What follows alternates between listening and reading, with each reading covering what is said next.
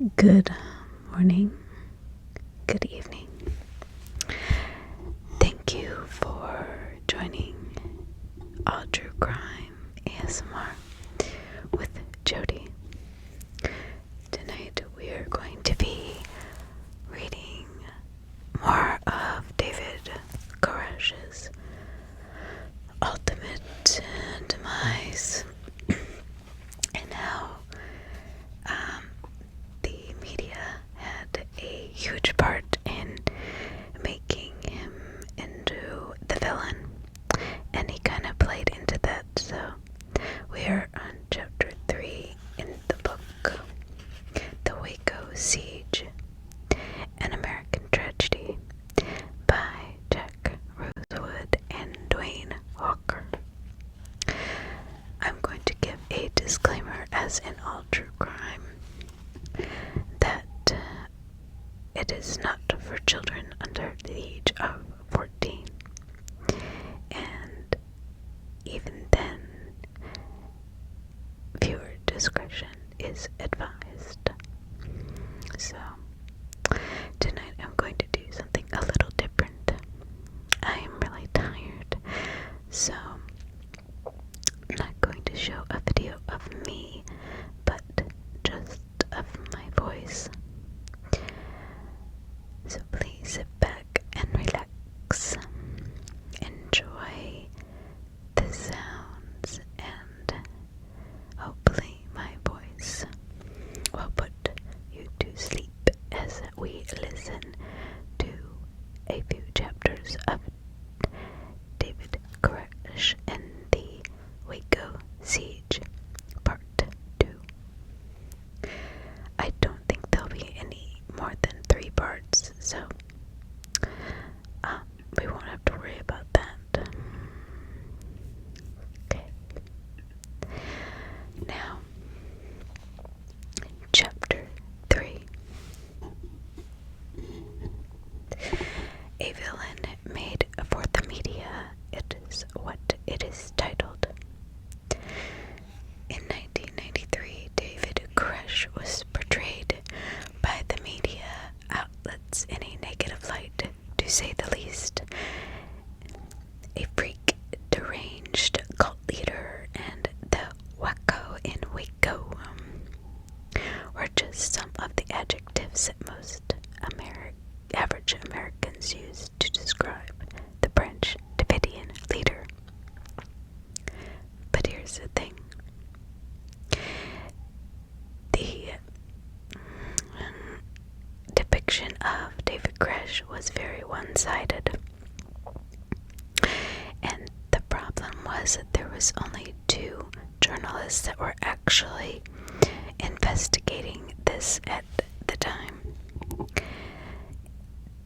And this wouldn't have been a problem if they were not so one-sided. But their views against David were not good. And they really proclaimed him as a prophet, as a demented cult leader. And he was negatively portrayed, and unfortunately, until the tragic events of April 19th, 1993 were over. And even then, he was still portrayed as a monster. Unfortunately, David kind of played into this role, which he always had.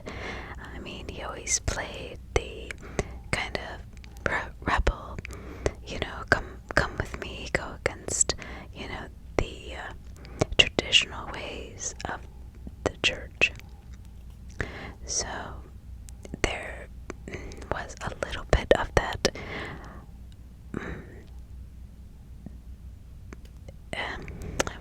what's the word I'm looking for?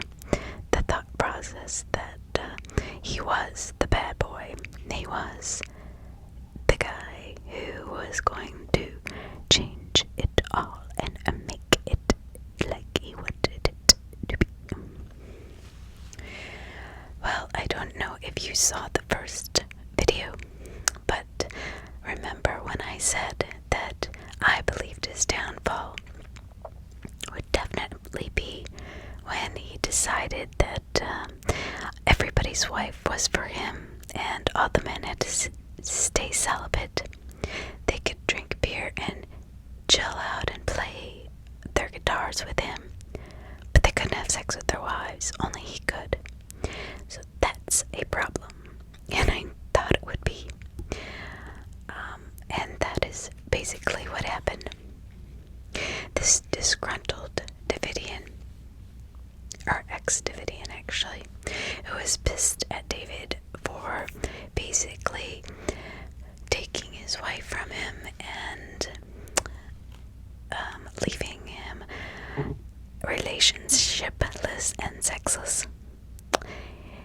So what happened was these two investigators or journalists, investigative journalists, kind of got with the police and with disgruntled members of the church and or their followers, and basically it just became this, one-sided account of what Mr. Koresh was doing, at the Waco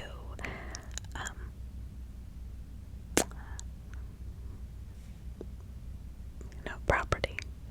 So, and this was not good because the ATF, or Alcohol, Tobacco, and Firearms, also abbreviated as the ATF, got involved, and what they do is they will raid and take control over something that they feel needs to be handled by them, and that's not going to end well.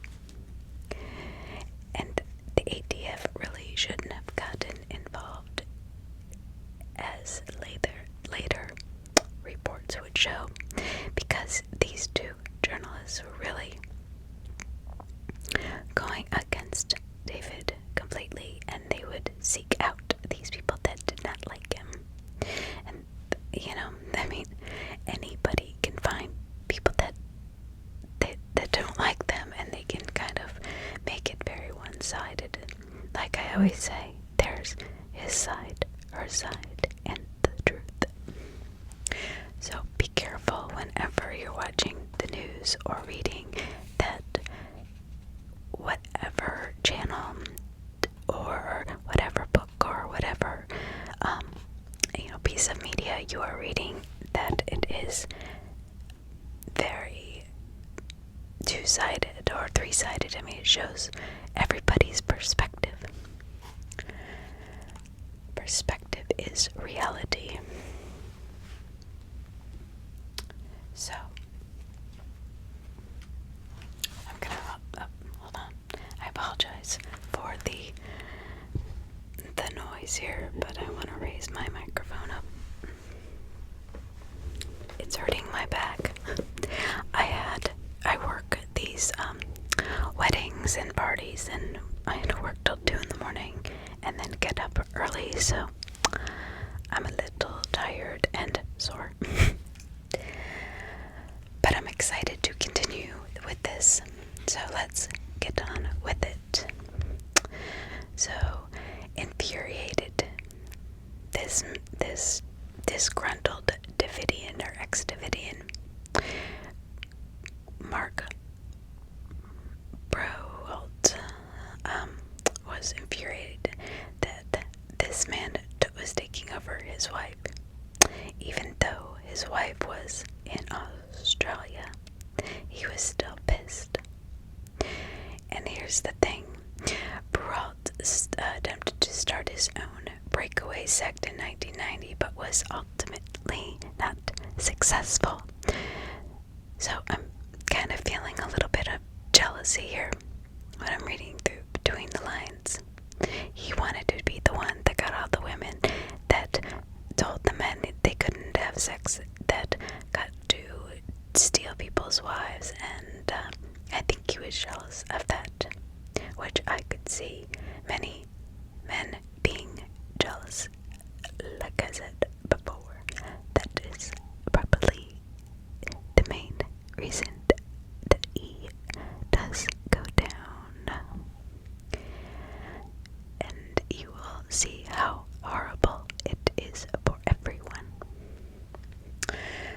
sex and violence at Mount Carmel. Barat took his resentment towards Koresh first to the ATF, and the ATF concluded that he could offer them nothing substantial, and eventually to England and McCormick, the two investigative reporters. Unlike the ATF, England and McCormick found high value in Briault's stories about the polygamy that was taking place at Mount Carmel. So again, now the ATF at first didn't really see a problem with this and was like, look, move on, dude. You know, it's your choice to be part of this group and your wife's choice to play into it, but she's in Australia, so I wouldn't worry too much about it.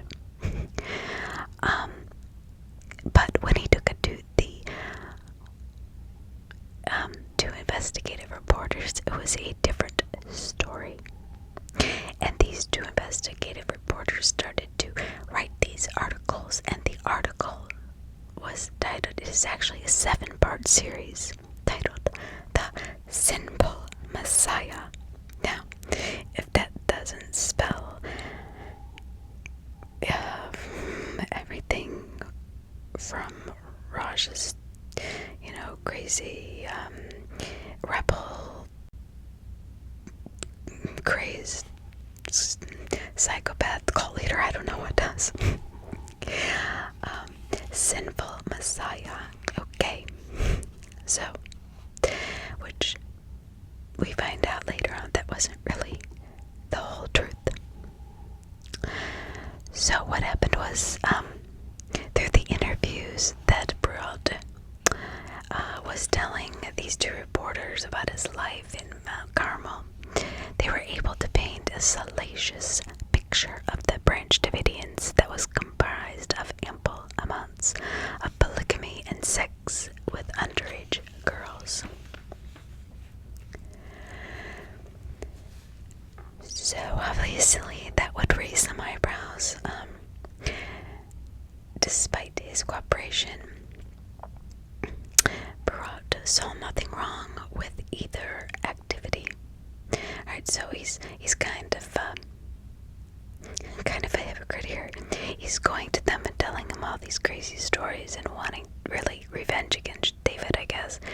But he doesn't really find any problem with having sex with underage women or polygamy, so I'm not sure what he's whining about. But let's see. So what happened was that numerous personalities, including King David, who were practitioners, that pointed to several. They were biblical verses, and they advocated the practice of polygamy. So here's this guy just creating all these problems that really are towards David. However, the reason he's doing this is because he actually wants to form his own Davidian religion sector. Let's see. So on this point, Briault pointed out that the girls were teenagers and nothing was done without the consent of their parents. So the parents said, sure, go ahead, have sex with my children, my daughters. I don't know if I believe that, but who knows? I wasn't there. So, like I said, take everything, look at it from everybody's point of view. And as a parent, and as a child, and as somebody trying to make somebody else's life difficult, and then two reporters trying to make a story more than it is, which wouldn't be the first time this would happen for sure, and it wouldn't be the last either. So let's see, polygamy, is it a crime? Let's see. It is a crime in most every American state, but rarely prosecuted by authorities.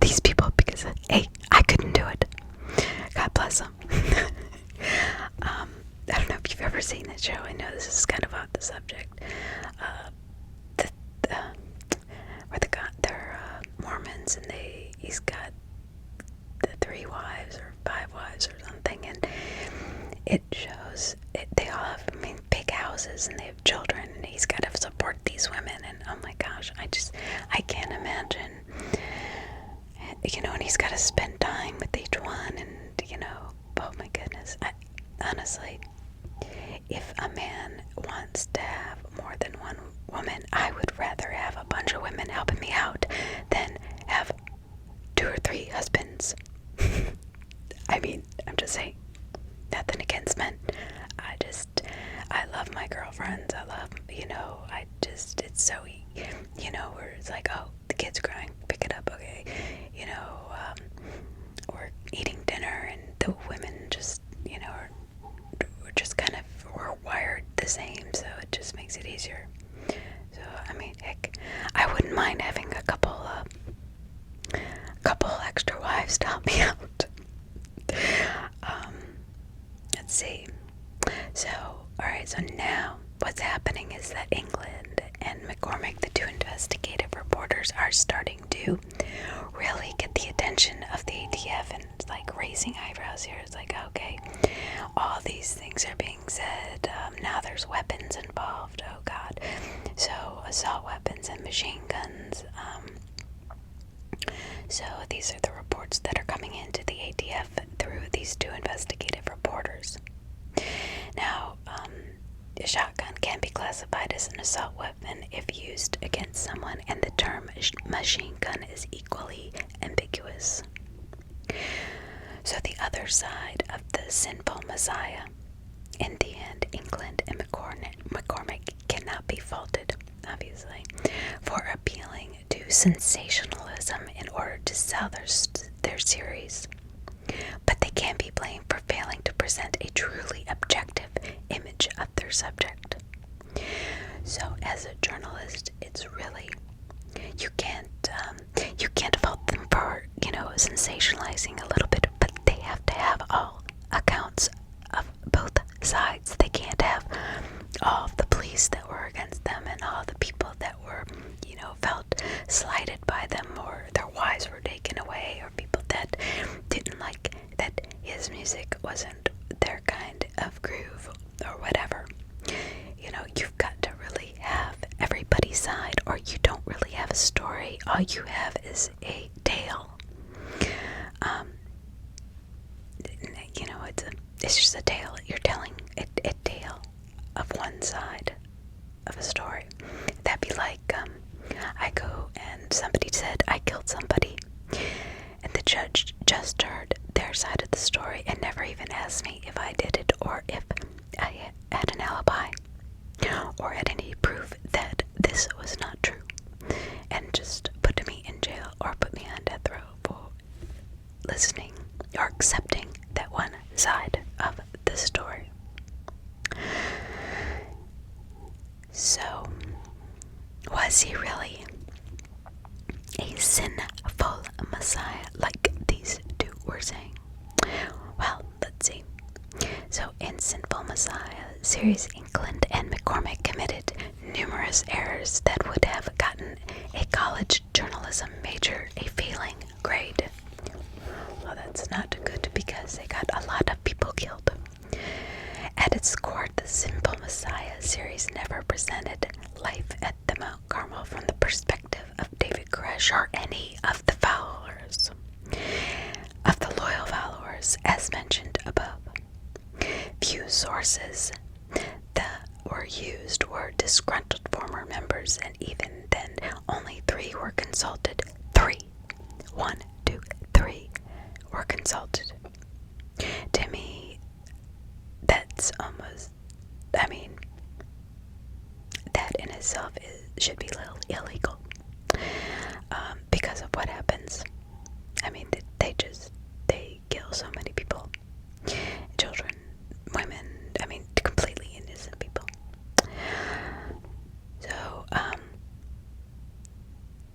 England and McCormick also never explained there are biblical justifications for polygamy, marrying more than one person. I think I did that earlier, but I just want to make sure. And failed to point out the difference between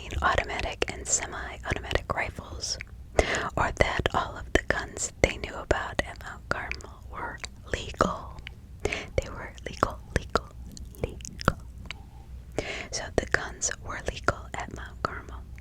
But they never pointed this out. They just made them look like they were not legal and that David Koresh was a big threat to society and the people living there. So, surviving Branch Davidians today have stated that they were most disturbed at how they were portrayed as a group, an angry cult of highly armed rednecks who shut themselves off from the outside world. The truth is that the Branch Davidians came from nearly every continent, and many were Black, Hispanic, and Asian ethnicities. Also, firearm knowledge was not a requirement to live at Mount Carmel, and in fact, many members did not know how to shoot a gun at all. Many Branch Davidians were also quite educated, and several held advanced degrees, which was not ever mentioned in the series by these two reporters, further adding to the perception that they were backwoods religious nuts. Also, Mount Carmel was not shut off from the outside. Many Branch Davidians regularly visited Waco, and some had jobs in town. Koresh particularly enjoyed checking out the local live music scene and was known to sit in with the bands whose members he knew. At no time in Mount Carmel's history is there any evidence that any member was not allowed to leave the premises. So in fact, the 51-day siege, many members left until and including the final tragic day of April 19th. Over the several decades of Mount Carmel's existence, many children were raised there, and several often left to work, attend college, or start families. The children who left Mount Carmel were always welcome to return, and many did. Somewhat like Amish teens who are allowed to leave their communities until they decide they want to return as full members. So basically, they are normal people living normal lives. However, these two reporters just made them into these just backwood, crazy, sinning, about to, rape little kids and, pillage and rape children and women and, just all do terrible things. But that was not the case. And I guess that's why this story was so intriguing and sad to me that I wanted to bring it up again, because I don't see it said a lot, because I think a lot of people have not read a lot about the other side. These two investigative reporters really just kind of put their story out there the way they wanted it put out, and that was that. And once everybody was dead, it was really difficult to obviously get a true and accurate account of what was going on behind closed doors or open doors. But what happened was, despite being essentially a commune, the inhabitants of Mount Carmel were never required to give their possessions to the community or sign over their bank accounts and financial holdings to Koresh. The Branch Davidians of Mount Carmel followed a strict moral code and had a charismatic and by most accounts strange leader, and lived communally, but it would be difficult to define them as a cult. But that is exactly what the Simple Messiah series did. Branded the Branch Davidians as a cult who were blindly led by their charismatic yet evil leader, David Koresh. So the ATF is now involved, and that is because these two investigative reporters have raised so many eyebrows and have brought it to mainstream media that this man is just doing all these horrible, terrible things that they start freaking out.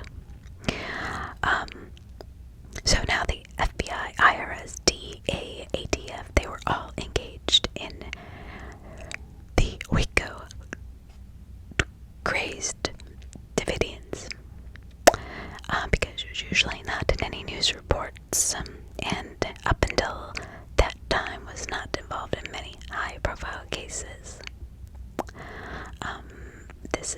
They're talking about the guns. So the guns are the meat of the ATF's investigation and ultimate catalyst for the February 28th, 1993 raid, where everybody was pretty much slaughtered and burned to the ground. Very, very sad. Since the ATF played such a large role in the tragic events of 1993, a brief background of the agency is warranted. So just to quickly explain, the ATF was originally formed as an enforcement arm of the United States Department of Treasury and played a major role in the 20s as the Bureau of Prohibition. After Prohibition, the Bureau of Prohibition became the Alcohol Tax Unit, ATU, of the Bureau of Internal Revenue. So this bureau, that bureau, basically the taxes on alcohol, tobacco, and gun control. I mean, that's what it boils down to. Who gets money for what, and to make sure people pay what they need to pay and should be paying if they own these things and use these things. So in 1992, the ATF set its sights on the Branch Davidians. So the ATF also works with the FBI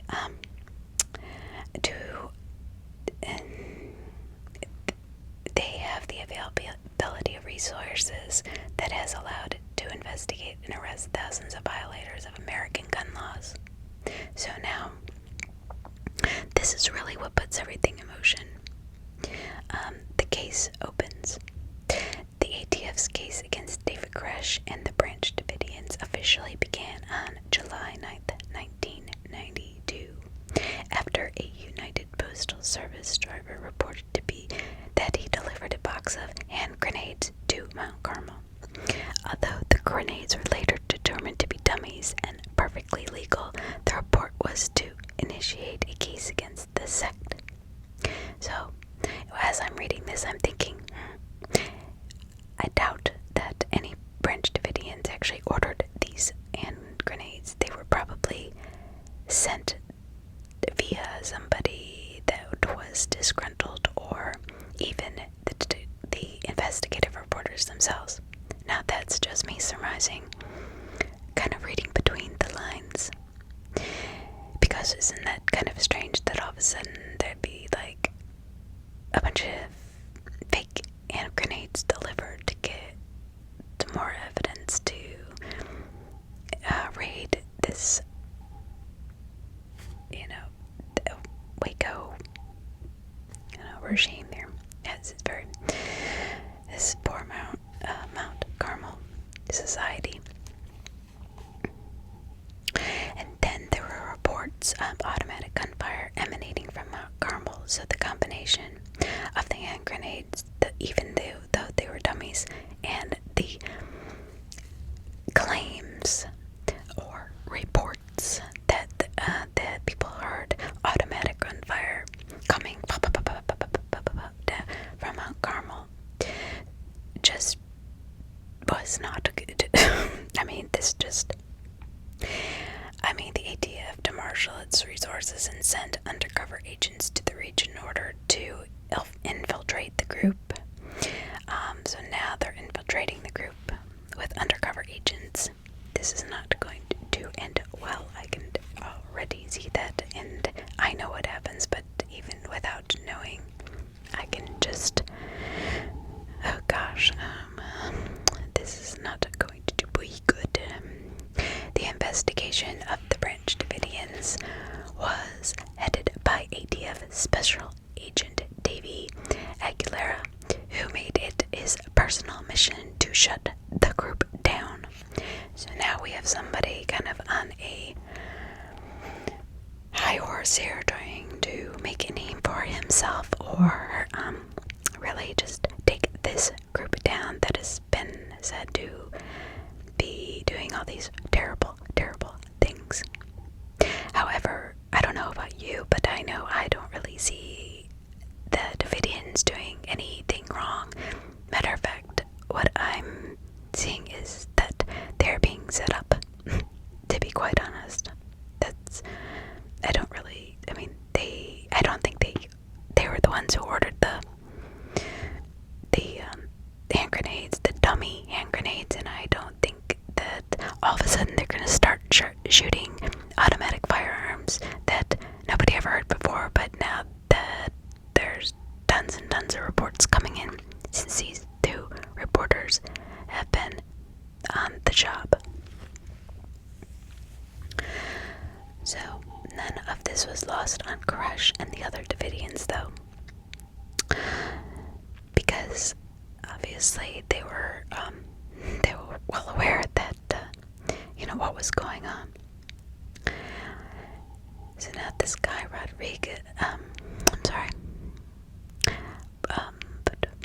Robert Rodriguez, posing as Robert Gonzalez, was one of the special agents that he worked as an undercover, and he won the confidence of Koresh. Almost immediately, the undercover operation was flawed. Most of the agents were well into their 30s, and none of them knew much about the places they claimed to come from, or the professions they asserted they had. So that is not good. So, obviously, David Koresh is not an idiot. He may not have done very well in school, but like it said in the first part 1, he was not stupid at all. He was very much a theologist and did work very well with his hands, fixing cars, and was a very self-taught person. So Rodriguez and the other agents were investigating the Davidians for firearms violations. Their mission was to gather evidence of illegal firearms and, if possible, purchase some. Rodriguez feigned interest in Koresh's theological messages in order to gain access to the guns, which Koresh openly showed him at Mount Carmel's shooting range.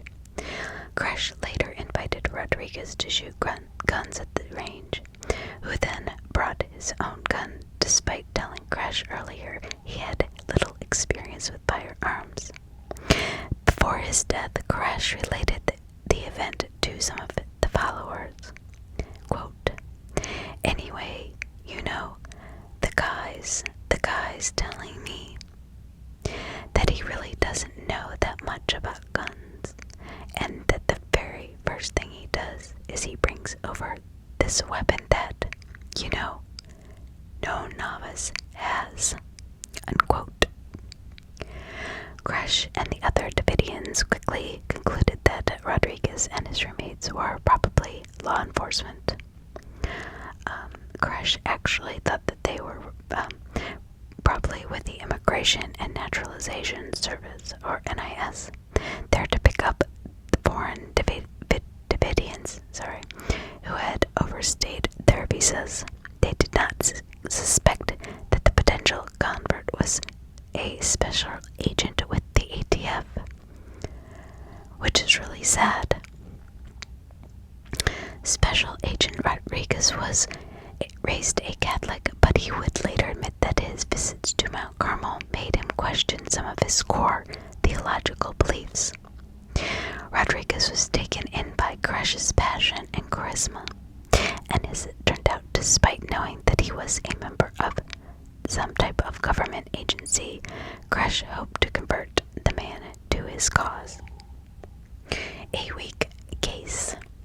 So the ATF's investigation was predicated on a potential stockpile of semi-automatic rifles that were illegally converted to automatic. ATF affidavits that were later released to the public revealed that the agency knew it would have a difficult time securing a warrant to arrest Koresh, so it took an approach that gave credence to any report of malfeasance at Mount Carmel, no matter the credibility. Now right there, that's saying basically set this guy up, we're gonna get him no matter what.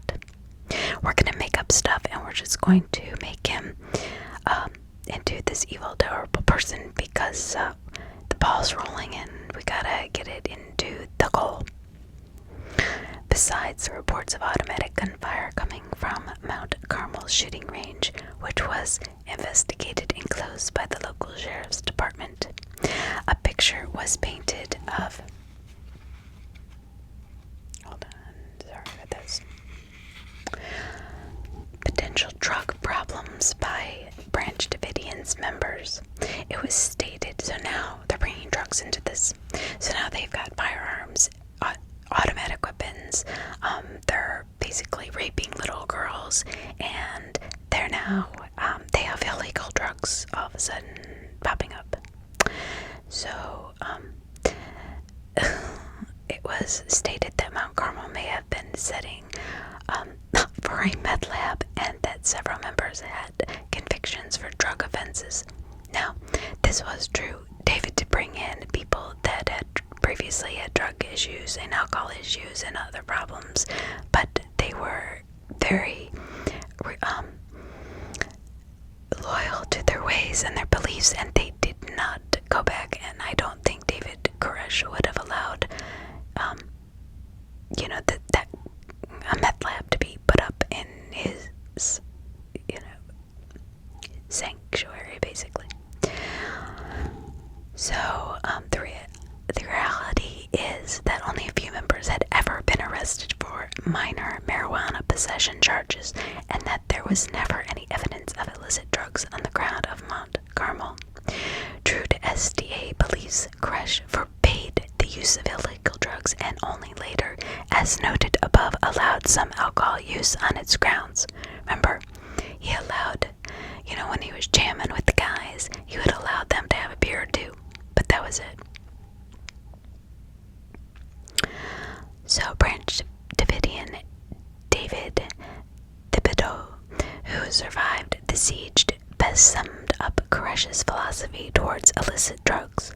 Quote, "Everyone knew David Koresh hated drugs.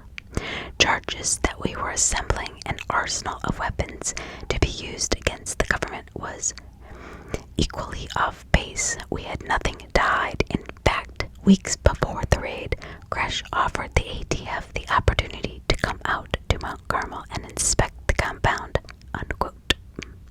So David is like, come on, check everything out. I have nothing to hide. Come now, right now. I mean, obviously, if they've got tons of stuff, meth lab, they have, all these automatic weapons, then, they would find them. I mean, how can you hide that much,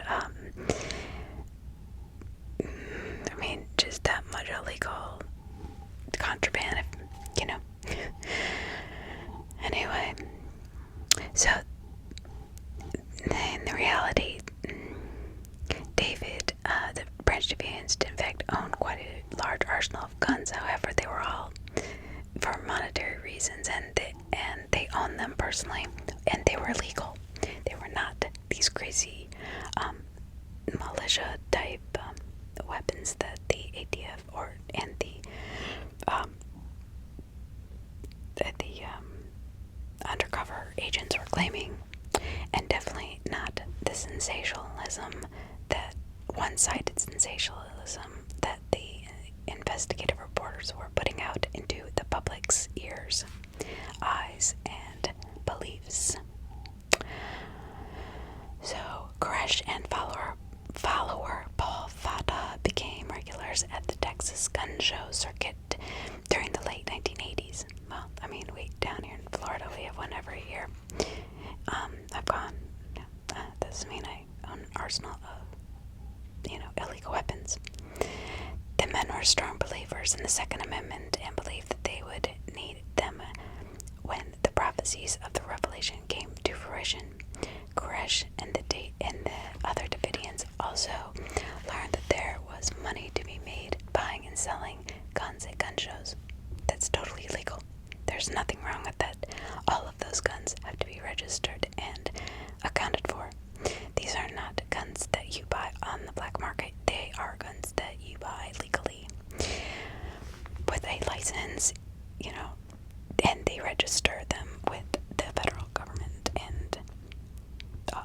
serial numbers and everything. I mean, they're completely traceable. The community owned an auto shop down the road from Mount Carmel, and they sold much of the land surrounding Mount Carmel at a nice profit. But Koresh learned that one of the quickest and most lucrative ways to support the community was by selling guns. The business was usually brisk in Texas, but it became increasingly so after Democrat Bill Clinton was elected President of the United States, which signaled to many gun owners that the talk of an assault weapon ban would become reality within a matter of months. So in the months leading up to the Waco siege, Koresh and the Branch Davidians became involved in even more gun deals because everyone's freaking out. They're like, oh my God, we gotta get our guns because they're gonna take away our rights. And Bill Clinton, coming into office, kind of was, throwing that out there. The ATF believed that it would catch David Koresh committing a firearms violation during one of his many transactions at the gun shows, but they did not. Person after person, purchase after purchase, they viewed the gun-controlled advocates as a loophole that criminals can use to illegally purchase firearms, but licensed gun dealers are required to keep records of all transactions, which are subject to investigation by the ATF, which David Koresh had.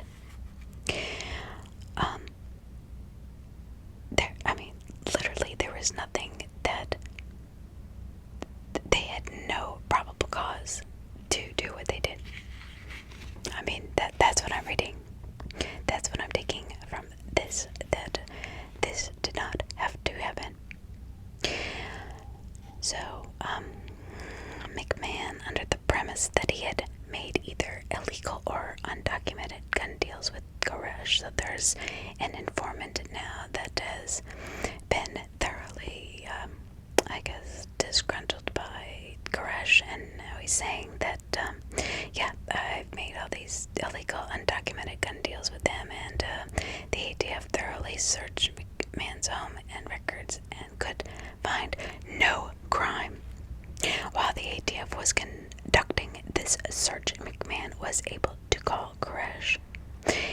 Quote, "If there's a problem, tell them to come out here. If they want to see my guns, they're more than welcome." Unquote. Koresh said to McMahon on the phone. The agents declined to speak with Koresh or visit Mount Carmel. The scene was set for the February raid. This is bullshit. I'm sorry. I don't usually swear, but this is absolutely just unbelievable. They basically made him into this horrible monster, and he was not doing anything wrong, and they wouldn't even take him up on, he's begging them basically to come out and check out everything he has, all his records, every gun deal he has ever made. Please come take a look around yourself. But the ATF would not do it. I don't understand why. So on February 28th, 1993, the Operation Trojan Horse / Showtime was set in motion. Unfortunately, this would become its greatest tragedy in all of history. So, Operation Trojan Horse, the agents involved referred to this as Showtime. The Trojan Horse described the ancient Roman writer Virgil's poem, where the Messenians to stealthily enter the impregnable city of Troy, but in 1993 the ATF used a dynamic entry to serve a warrant on Koresh. The operation involved 75 ATF agents who were to raid Mount Carmel with automatic guns and body armor at 9:45 a.m., but the examination reveals that the raid was flawed before it even began. Even though the ATF never turned up any serious violations. On Koresh, during its investigation, the collection of witness statements and innuendos was enough to obtain a felony arrest warrant from a federal judge. Although the warrant, this is really pissing me off, allowed for agents to enter the premises of Mount Carmel. Oh gosh, it was not a no-knock warrant, which means that the agents were legally required to identify themselves as law enforcement before entering the premises. This would later become one of many points of contention, as the Branch Davidians claimed that the agents never identified themselves, while the agents claimed they did. But even before the ATF served its warrant on Koresh as Mount Carmel, it had plenty of opportunities to nab the leader. Koresh never hid. He always welcomed the ATF in with open arms. He knew he had done nothing wrong, and even if he was under investigation, he kept saying, "Please come and investigate me. Why are you not taking, I'd be thinking to myself, why are they not taking me up on my offer? Obviously, nothing is wrong, because I keep saying, if you've got a problem with me, come out and check me out. Look, they're all my records, here they are." They would not do it. And I can't believe a federal judge signed this warrant, actually, coming from a law background. There are so many things wrong with this situation. It's not even funny from so many perspectives. So, let's say the ATF had obtained the warrant to arrest Koresh. The sect leader left Mount Carmel several times to run errands and jog on the dirt roads in the area. Why Koresh was not arrested on one of these occasions still remains one of the most enduring unanswered questions surrounding the case. It could have saved so many lives. One of the most replayed images from the Waco siege is the gun battle between ATF agents and Branch Davidians that took place on the roof of Mount Carmel. Americans were shocked as they watched law enforcement officers exchange gunfire with the well-armed Davidians, and even more shocked when they saw agents get shot and fall off the roof.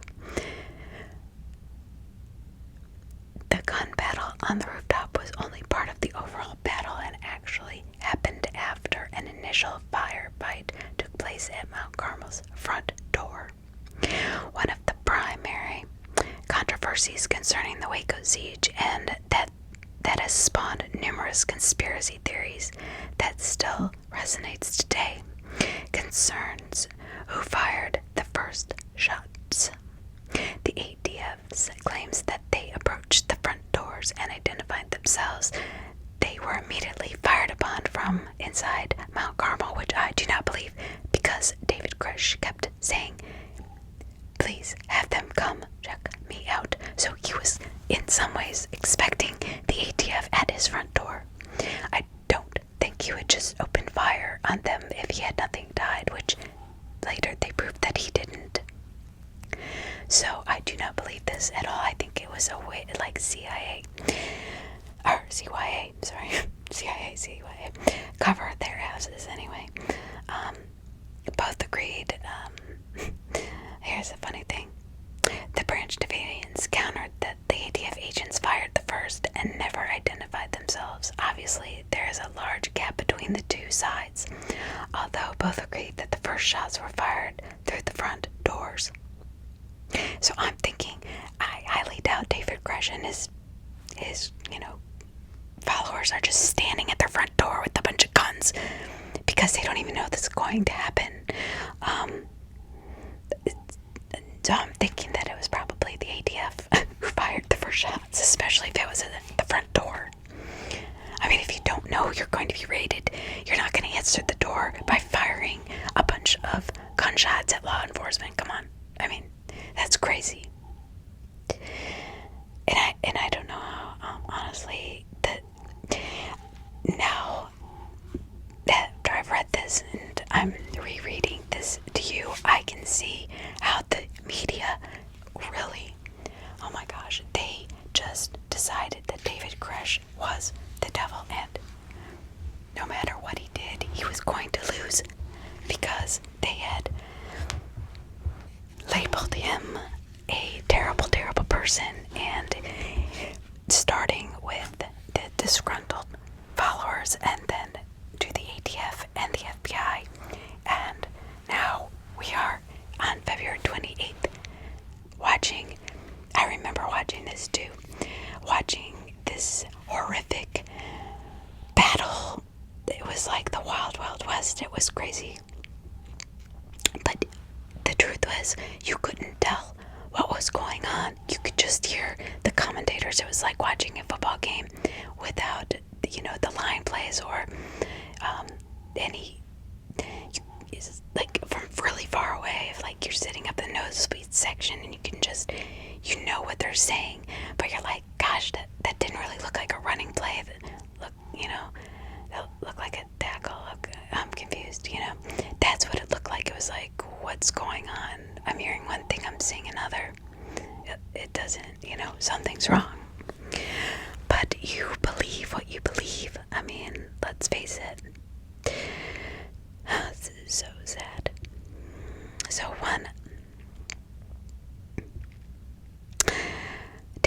Koresh suffered gunshot wounds from the raid, but lived and gave several statements throughout the subsequent siege. When Koresh's attorney asked why he fired on federal agents, he answered, "I don't care who they are. Nobody is going to come to my home and with my babies around with a gun without a gun back in their face.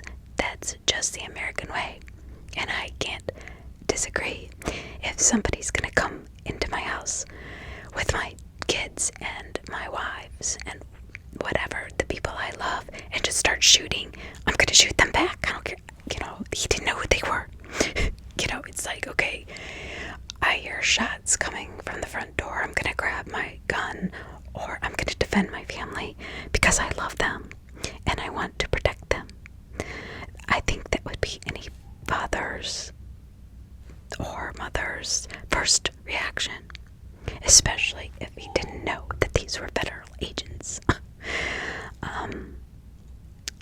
A detailed forensic investigation may have been able to reveal who shot first if only the gunshot holes in the door were punched in one way or the other. If the holes were punched outside in, then the ATF shot first, and if vice versa, then it was the Branch Davidians. Unfortunately, the door was destroyed by combat vehicles the FBI used in the April 19th raid, and it has never been recovered. The two lawyers that represented a Branch Davidian who died on April 19th claimed that the only gunshot holes they noticed on the door were punched in when they visited their client during the siege. Since their client died during the siege, one could argue that they had no reason to lie. And why would here's the thing, why would we believe these two investigative reporters looking to sensationalize one side of the story to get media attention, and the ATF trying to cover their asses because they fired first? Why wouldn't we also believe the two attorneys saying their side of the story, that they noticed? I mean, there's no reason for them to lie. I mean, yeah, I get it. Attorneys lie, whatever, to protect the client, but the client was dead. There was no reason for them to lie at all. They were not protecting anybody. They were just giving an account of what they saw. So, this is so sad. I keep saying that, but it is.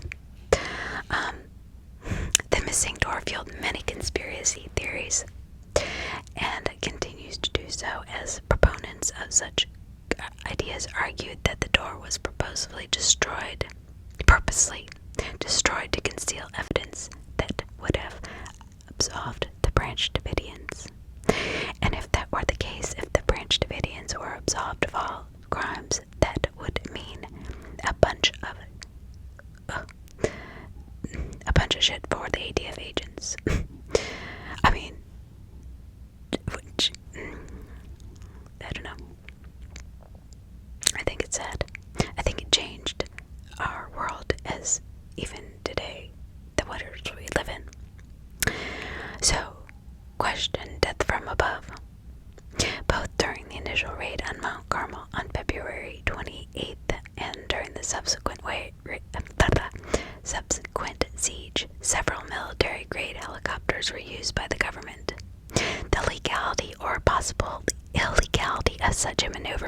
discussed more below, but the ATF claims that they only used the vehicles for observation during the initial raid.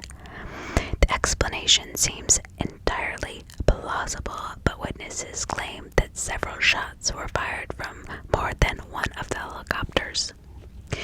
Many of the surviving Branch Davidians claim that the helicopters strafed Mount Carmel and were responsible for the death of a member who was on the water tower when the hostilities began. Surviving Branch Davidian member Marjorie Thomas, who actually testified for the prosecution against other surviving Davidians, said in court, quote, "As the helicopter drew nearer, I heard a sound. It was a bullet coming, which came through the window and shattered the blinds," unquote. One can certainly argue the word of a Branch Davidian, even if a prosecution witness may be questionable under these circumstances, but objective witnesses and forensic evidence appears to corroborate Thomas's testimony. So when the ATF raided Mount Carmel on the morning of February 28, 1993, Waco Tribune was not the only media outlet privy to the information, and this was really the problem here. Now we're really starting to lose control of the truth. It wasn't just the two investigative reporters anymore. It was now ABC, NBC, CNBC, CBS, all the big guys and big reporters. So among those present was John McLemore and cameraman Dan Maloney, who would both later testify that they witnessed shots coming from a helicopter. Forensic evidence seems to confirm that the two objective witnesses claimed to have seen. So, claimed to be telling the truth, basically. The body of the Branch Davidian who was shot to death on Mount Carmel's water tower, Pete Gent, was sent to the local county coroner for a full autopsy. The coroner, who is not affiliated with either the Davidians or the federal government, so that's might be a good thing, concluded that the shot that killed Jet came from a level trajectory, since the water tower was several feet above the highest point on Mount Carmel and no ATF agent scaled the tower. The only explanation is that the shot came from one of the helicopters. It seemed the jury in the Branch Davidians' criminal trial agreed, although members of the jury stated that they believed shots did in fact come from at least one helicopter, and that the ATF probably fired the first shots at the front door. They were more than likely accidental and done out of fear. That is a bunch of crap. I'm sorry, I got a little excited. I don't think so. I don't believe so anyway. That is just my opinion. Please understand that is my opinion. I'm interjecting into this. Please make your own conclusions. I'm just hearing this thinking, how can they be accidental and done out of fear? I mean, if anything should have been accidental, done out of fear, it's the Davidians should have been shooting accidentally out of fear and killing the federal agents who were attacking them. When they had so many opportunities to just arrest David Koresh singularly without hurting or committing any kind of craziness. I mean, seriously, that's insane. I don't know why, but this is not the first case that this has ended this way. But this is definitely a very sad case that did not have to end this way. They didn't even take David Koresh for questioning at all. Not one time. Not a single time did they go out there and look at his ranch. Did they ever go and look at his firearms records? Did they ever go look at his firearms? They just took the accounts of people that either had a grudge against them or didn't even know anything about what was going on. They just gave accounts that were what they were supposed to tell. And that sucks really bad, because I think we all have freedoms here in America that should be respected, no matter if I believe in them or not.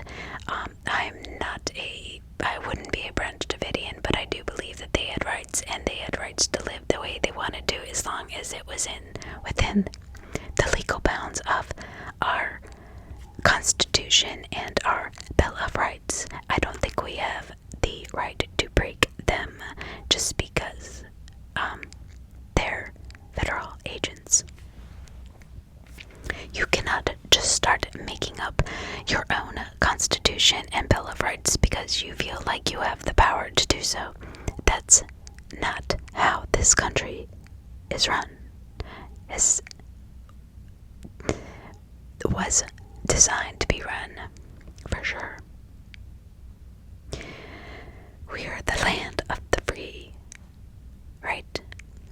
Maybe not, I don't know.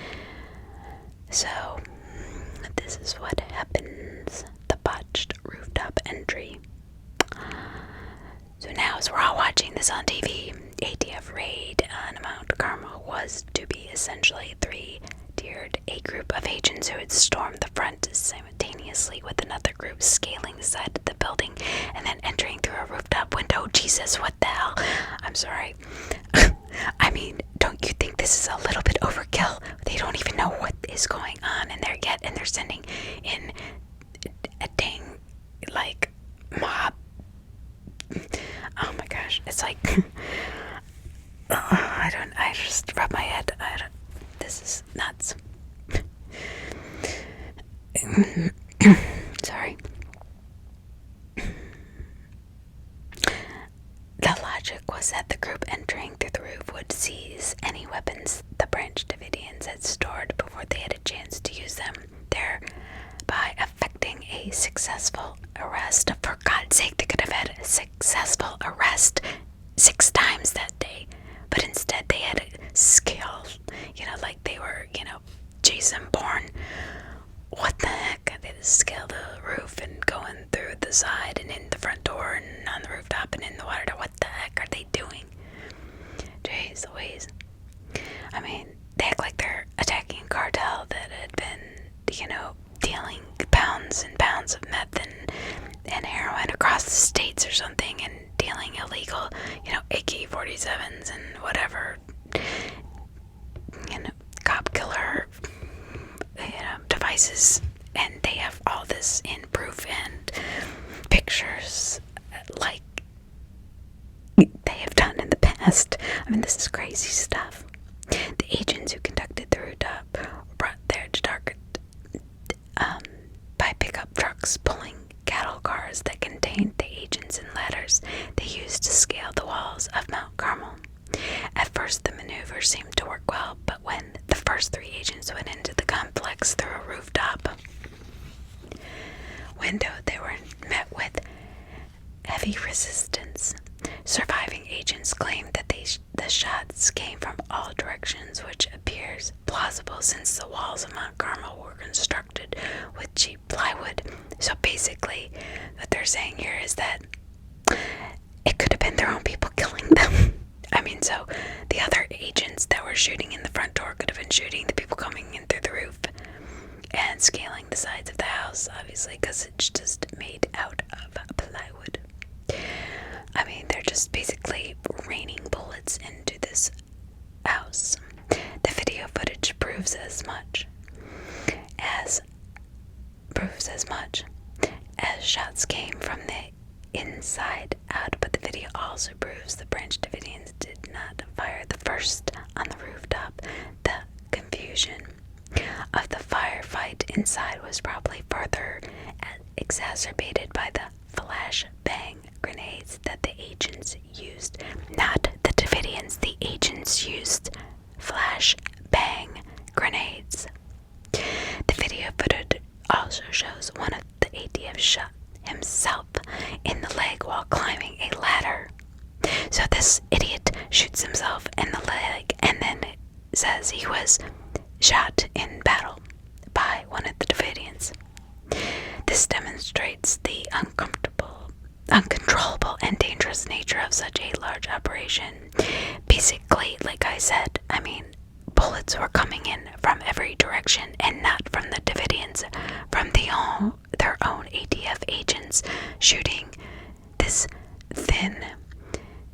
This isn't like a, thick cement barricade. This is just a home with wooden doors and plywood.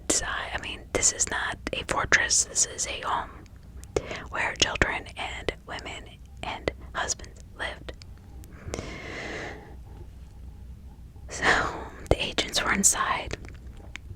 They were forced to retreat, and ultimately 3 of them died either on the roof or from wounds sustained in the attempt to entry. A total of 4 ATF agents died on February 28, 1993. After nearly 2 hours of shooting, the ATF called a ceasefire to their operations around 11:30 a.m. Koresh and the Davidians agreed and let the ATF carry off their 4 dead and 14 wounded agents. Immediately after the shooting began, Branch Davidian and lawyer Wayne Martin called 911 and was put through to Lieutenant Larry Lynch of the local sheriff's department. Of course, there was nothing that Lynch could do to stop the gunfire, but was a voice of authority that Koresh and his followers were willing to speak with. That is when the FBI allowed the calls to go through. As the images of February 28th shootout began to filter through the United States and then the world, questions were immediately raised by concerned citizens. At press conferences after the initial raid, spokespeople for the ATF often appeared flustered and unable to answer simple questions. The ATF spent months preparing for the raid on Mount Carmel, but apparently never considered contingency plans on how to deal with the public if things went wrong. Well, what the hell were they thinking? Because they never even talked to Koresh himself. What do you mean? Preparing for if things went wrong. Of course things are going to go wrong because they didn't do it even with a bit of respect or forethought that there are actual human beings living in this home. So things went wrong as they did, obviously. Often it was local reporters who asked questions such as why Koresh was not arrested on one of the numerous occasions when he left the compound, and why was there a need for dynamic entry in the first place, which I have been ranting about this whole time. More skeptical citizens pointed out that the ATF was due to face a congressional budget hearing in a matter of months. Was the raid done to publicly justify its existence? Of course, the ATF denied any connection between the raid on Mount Carmel and the impending budget hearing, but once the question was let out of Pandora's box, it was impossible to put it back in.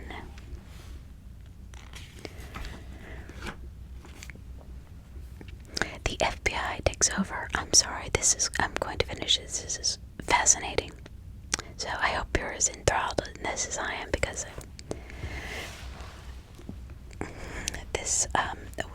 I think we're seeing more and more of this today, not on these large of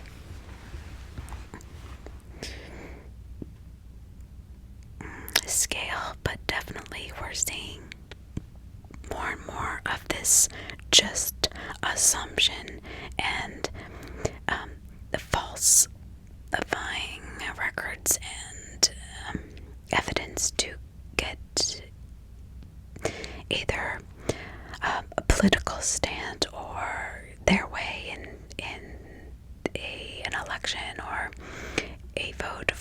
a bill, which is really not how this country needs to be run or should be run.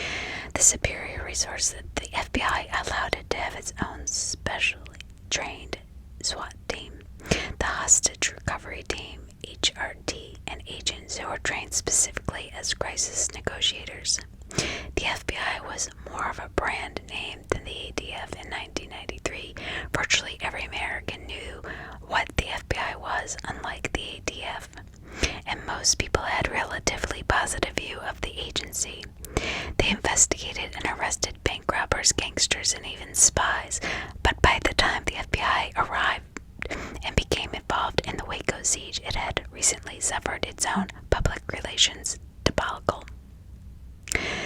During the summer of 1992, the FBI became involved in a standoff with a white supremacist named Randy Weaver at a place called Ruby Ridge in northern Idaho. Weaver had sold an illegally altered shotgun.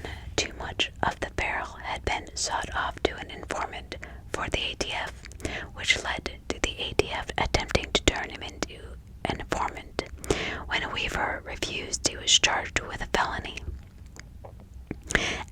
Eventually, after nearly 2 years, the United States Marshals attempted to perform an arrest on Weaver, but the agents failed to identify themselves again, which resulted in a shootout that left a marshal dead and Weaver's 14-year-old son, Samuel, shot to death in the back.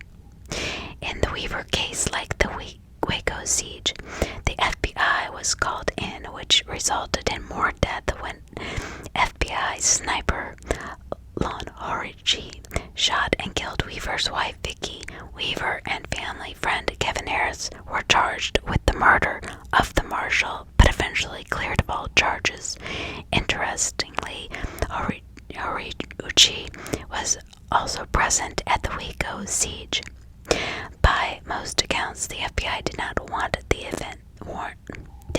events at Mount Carmel to turn into another Ruby Ridge, but fault lines within the FBI were apparent immediately. Two schools of thought were prevalent within the ranks of the FBI. The negotiators appeared to favor a long-term approach, while others, such as the HRT members, wished to carry out another raid on Mount Carmel. Oh my God, for what reason? Any attempts to end the siege peacefully seemed doomed from the start. Any signs of hope, despite the fissures within the FBI from the beginning of the siege? There were early signs from within Mount Carmel that the siege might end peacefully. Koresh told FBI negotiators that he would surrender if his interpretation of the 7 seals was made public. The prophet spoke with reporters from the cable news, I remember this, CNN, and local radio stations, KRLD, early during the siege about some of the ideas concerning the seals, and stated that if they publicized his interpretation of all of them, then he would end the siege. The number of Branch Davidians also left. A number of Branch Davidians also left Mount Carmel in the early part of the siege. 21 children and 14 adults left, which most people saw as a good sign. There seemed to be an exodus taking place from Mount Carmel, but then it stopped. Most of the children who stayed were Koresh's, and the followers that stayed were his most loyal.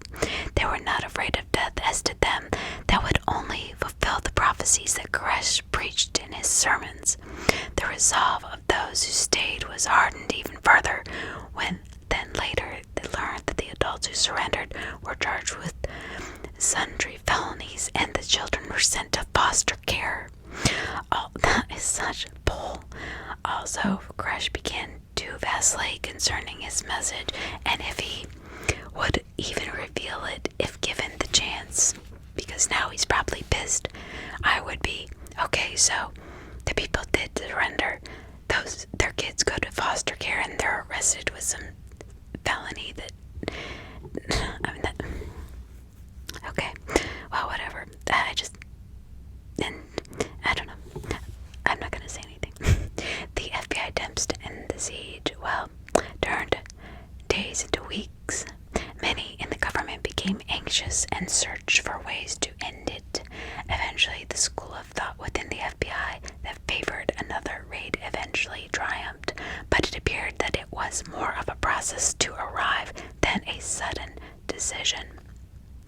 One of the first things the FBI did was to send in bugs and other listening devices with milk from the remaining children and medical supplies for the wounded, such as Koresh. The devices did not reveal much other than the Branch Davidians were a bit hungry and tired, but no attack or mass suicide plans were heard. As the FBI listened for any weaknesses within the Mount Carmel, they used a number of tactics in order to sow discord from outside the compound. The first tactic the FBI used was turning the phone lines and power at Mount Carmel on and off intermittently. To many people today, especially those under the age of 30, the idea of a landline phone may seem foreign, but in 1993, they were vital for communication. Although Koresh did own a cell phone and it was used throughout the siege, cell phones need power, and if the power is cut, then the phone cannot be charged. Also, cell phone coverage in 1993 was extremely spotty. There were fewer cell towers, as not many people owned cell phones, and especially I would imagine out there in the middle of nowhere. I mean, I would have trouble getting service probably out there today. The FBI did not want the Branch Davidians to contact their friends and allies on the outside world, so the phone was only turned on when they needed to speak with Koresh. Overall, the limited phone usage meant that not only were the Branch Davidians not able to contact their supporters, but Koresh was not able to contact media outlets with this message. After the first few days, the FBI severely restricted Koresh's contact with the media. That's not fair. He has a right of free speech. Remember our Bill of Rights.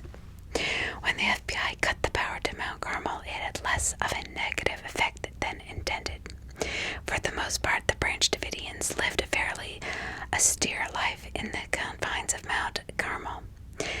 There was no central heat or air conditioning and few appliances, so being without electricity did not bother them much. Soon, the FBI learned that their sporadic power outages were having little effect, so they decided to try psychological operations. This is going to end so badly. Psychological operations have been employed by governments since the beginning of civilization, but were brought to a much higher level during the Cold War. Intelligence organizations like the CIA and KGB experiment with live human subjects in order to determine if tactics like sleep deprivation could influence a person's decision making. During the Waco siege, the FBI employed a number of these tactics. Why? I want to know why. What in the hell did these people do to be treated like enemies, like they were spying on our country, like they were the KGB in a war? This was not a time of war. Let me just put this clear. It sounds like it, but they're treating these people like they are literally prisoners of war that had, private information on America's warfare tactics, and I mean this is insane. At night, the FBI would use floodlights to wake up the residents of Mount Carmel. During the day, various rock songs were used and sound effects to broadcast at extremely high decibels. For the most part, it appears that the Branch Davidians took most of these psychological operations in stride, as they responded by holding jam sessions in order to drown out the sounds. At least that was pretty smart. As the siege wore on, though, it's almost like the cat and the mouse. The Davidians were just trying to ignore this ridiculous tactics of the federal government because he told them that they were originally more than welcome to come in and check him out, but then they come in and start open fire. Of course he's going to be like, oh, what's going on here? But then they're trying to blast him out. They're trying to keep them up. I mean, they're using these absurd, insane things that are absolutely unnecessary. The Posse Comitatus Act. In many countries throughout the world, especially in the developing world, there is often a blurred line between the police and military. But in the United States, the line has always been clear and distinct. The separation between the military and police that exists in American culture is partly due to the existence of the Third Amendment to the United States Constitution, which prohibits the quartering of soldiers in private citizens' homes. The philosophy can also be traced more directly to an 1878 federal law. The Posse Comitatus Act of 1878 expressly prohibits the military from taking part in domestic police actions. So, this law is pretty straightforward, right? And it's been skirted numerous times in recent decades. So, during the 60s, 70s, the DEA used military equipment and advisors in a number of their home raids. These actions have been legally challenged and upheld by the Supreme Court, as it has been argued that in those situations, a limited military involvement is justified. However, there's no justification of any military anything, because they could have arrested Koresh by himself without causing harm to a single soul, and just giving him the right to speak for himself and defend himself. He never even had a chance to get an attorney or to talk to an investigator about anything. They never gave him the chance. So, now during the Waco siege, helicopter stings. ATF agents received training from Green Berets before the ill-fated February 28th raids. After the siege, the FBI claimed that it was authorized to use that equipment under the 1989 federal law that allows the military to train police for drug raids. There's not a drug raid going on. Both agencies claim that the potential drug use and manufacturing at Mount Carmel justified military presence. Bullshit, they were covering their ass. But again, no evidence of such activity was ever shown, found. Nothing, ever, never. This is where I start to get very upset.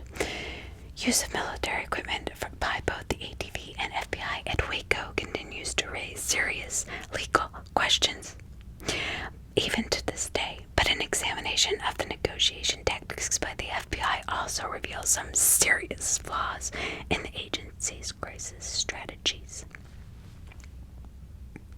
So the FBI is basically working against itself, as David Koresh vacillates concerning when and if he would release his interpretation of the 7 seals, probably because he's scared shitless. The FBI seemed to show no clear strategy as to how it would end the crisis that they created. One day the FBI would use psychological operations, and the next it would call Koresh on the phone and invite him to discuss his theological beliefs. There was clearly a disconnect going on within the Bureau. The FBI's own behavioral scientists warned that an aggressive approach such as psychological operations, especially the more aggressive ones with military equipment, would only add to the Branch Davidians' resolve and possibly escalate the situation into more violence. The faction of the FBI represented by the HRT did not seem to care. They did not give a shit. While the negotiators who did seem to genuinely want to end the standoff peacefully never took the time to understand the Branch Davidians' fundamental beliefs.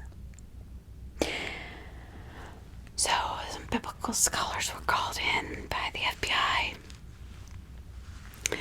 to quote-unquote better understand the Branch Davidians' theology, but they claimed they were ignored for the most part and were never allowed to direct conversation with Koresh.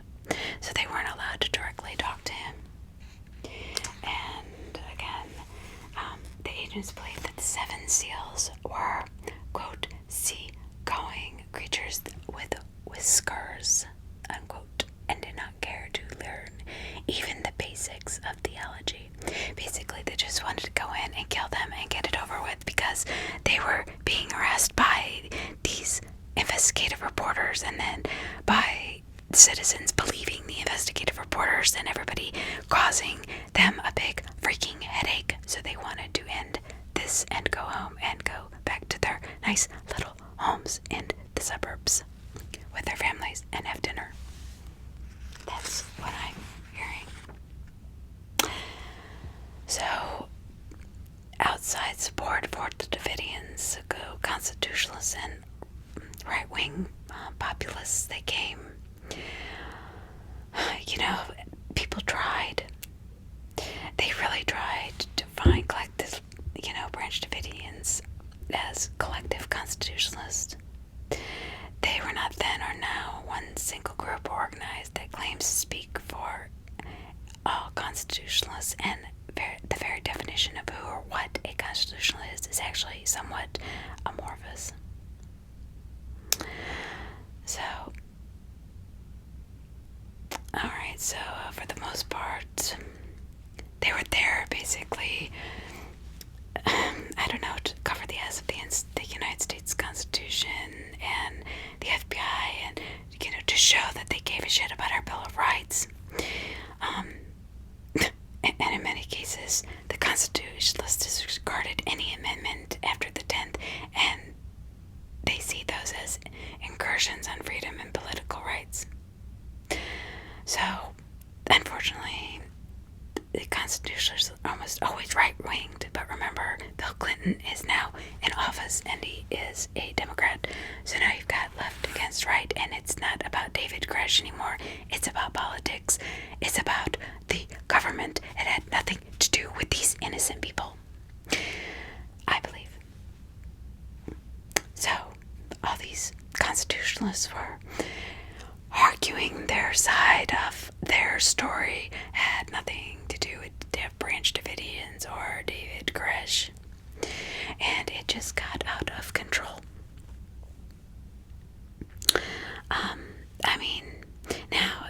They're just slandering this poor guy and just destroying him one word at a time. If people tell you that words cannot kill, this is a situation where words killed a lot of people and destroyed a lot of lives. Local community members were not really helping. They were scared. They were listening to turn to the federal government. More and more people began to turn to the media and camp outside Mount Carmel, and basically, slowly but surely, just turned it into a carnival where,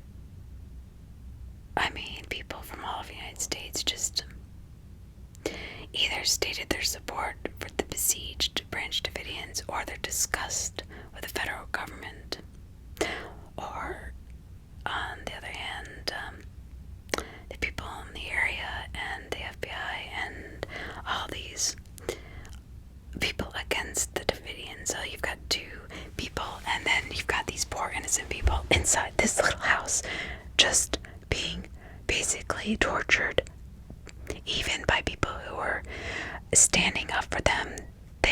The people were just there to argue. They were there to turn it into a circus. They were there to show and to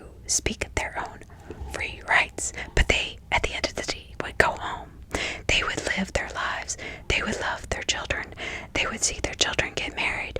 They would be happy to go to church whenever they felt and wherever they felt they would like to go. But not the Davidians and not David Koresh. Because, well, there was a sneak attack, and this is really sad. So here we go. So the U.S. Army gets involved. The sneak attack was wrong. Yeah, well, we found that out after February 28th raid. Other locals, such as Dennis Moore, felt the need to qualify the Branch Davidians' existence as a legitimate religious organization. We always referred to it as a religious commune, not a cult, said Moore to reporters. Although Moore was technically an outsider to the Davidians, he owned a bar that some members frequented as stand-in musicians. Despite garnering a certain amount of support from locals who knew the Branch Davidians personally, nobody seemed to give a crap. And because they had their fair share of detractors during the Waco siege. Besides, people believed the government narrative that the Branch Davidians were the ones to blame for the situation at Mount Carmel. A number of locals began to tire of the media circus and the negative image that they believed was being foisted upon Waco. And unfortunately, that just was like, it gets tiring, and after 50 some days, come on.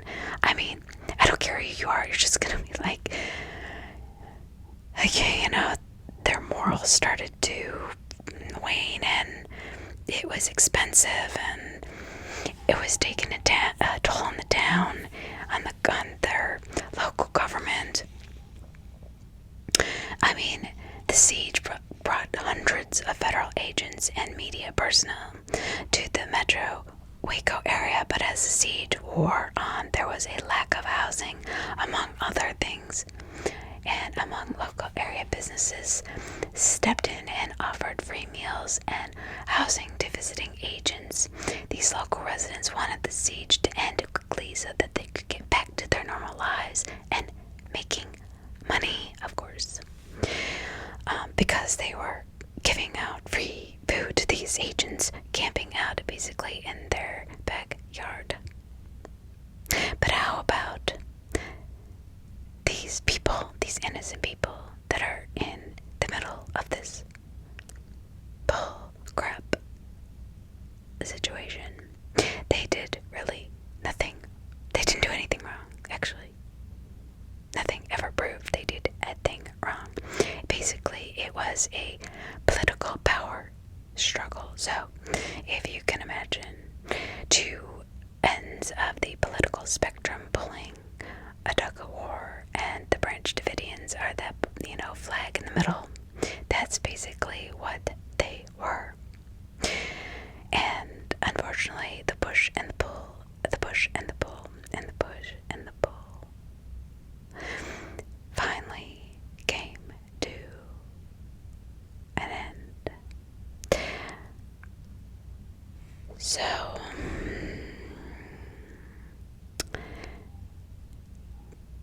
quote, David, if you can hear my voice, move your satellite dish from Galaxy 6 to Galaxy 1, unquote, as Fawcett on Eagleman's show.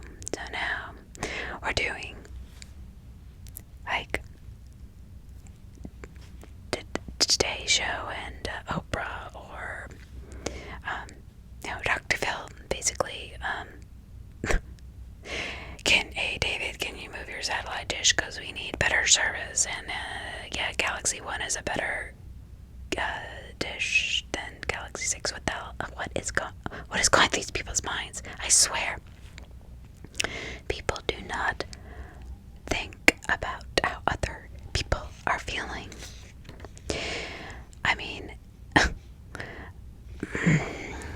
then they start pulling out humanitarianism. A lot of supporters distinguished themselves for theological reasons, although the Branch relatively small sector. They were associated with the SDA Church, which had millions of adherents worldwide, but for the most part, the mainline SDA leaders tried to distance themselves from Koresh, obviously because he was a rebel, but in the events at Mount Carmel, because obviously it was not good for them, and they did not want their own followers to be harassed like the Waco family was being harassed, tortured, and eventually destroyed. So on February 28th, the intensity, watch the events. I'm sorry. 28th. Louis Alanis, 25-year-old from Houston, watched, like the rest of us, the intensity of the events among millions of other Americans. But unlike most Americans, the Waco siege gave Alanis an epiphany, and his life suddenly had meaning. Alanis took a Greyhound bus from Houston to Waco, where he then hitched to as close as he could get to Mount Carmel. The young man crawled through the fields and ravines and somehow made it through the canvases of law enforcement officers that killed a Branch Davidian early in the siege, who was trying to make it to Mount Carmel. Once at Mount Carmel, Alanis frantically knocked on what was left at the front door as federal agents demanded that he surrender. The Branch Davidians eventually opened the door, where then they cleaned up Alanis, gave him some of their meager food rations, and sat him down to speak with Koresh. So they were kind to him. They didn't shoot him. They didn't kill him. He appeared out of nowhere. They did not know if he was a foe or a friend, but they let him in, fed him, and cleaned him up, and let him sit down to talk to their leader, Koresh, with no problems. Alanis left Mount Carmel, which happened to be the day before the final assault took place. Basically went to just sit down and speak to Koresh, listening to the lengthy theological discourse from Koresh. But he let him go, and there was no bloodshed, and nobody yelled or started shooting or climbing the walls. They just let him in, cleaned him up, fed him, and had a conversation like normal people do. They were not the crazy ones. So, unfortunately, most of these activists, like I was saying, they were not really there to support the Davidians, but to show their own disdain for the federal government. They wanted their own words to be heard, just as they had not been heard in Ruby Ridge, Idaho. Stand up a few months earlier, these people wanted to be heard, so they used this as a way to expose their own beliefs and get in front of the media in a dramatic way. However, this was not helping these innocent people. It was hurting them. So among the anti-government activists gathered outside Mount Carmel was a 24-year-old United States Army veteran named Tim McVeigh, who, well, as we know who Tim McVeigh is, who distributed bumper stickers that read, "Is your church ATF approved?" That's my dog trying to get into the office. So I'm going to finish this up. I'm sorry. Hold on one second. Maya, you can't come in. I'm almost...